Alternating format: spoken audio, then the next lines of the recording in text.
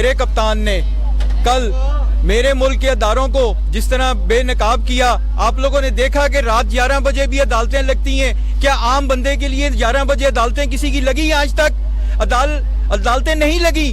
उसकी वजह थी कि ये माफिया जिसके खिलाफ मेरा कप्तान लड़ने लगा हुआ है। आज इन नौजवानों, क्योंकि मेरी आबादी, मेरे मुल्क की आबादी 60% आबादी मेरी 30 साल से छोटी है। मेरा कप्तान 29 साल वाली उम्र वाले बच्चों के लिए लड़ने लगा हुआ है। हम मैया का नाम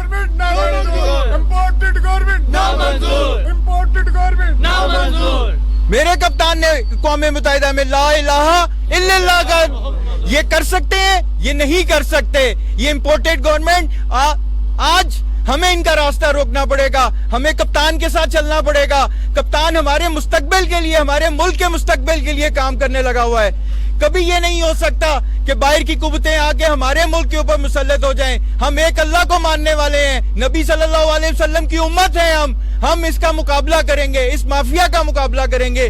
मैं अपने नौजवानों से एक बात करना चाहता हूँ, आए इमरान खान के नजरियाती लोगों को मुंतखब करें जो इमरान खान के नजरिए के साथ चलना चाहते हैं।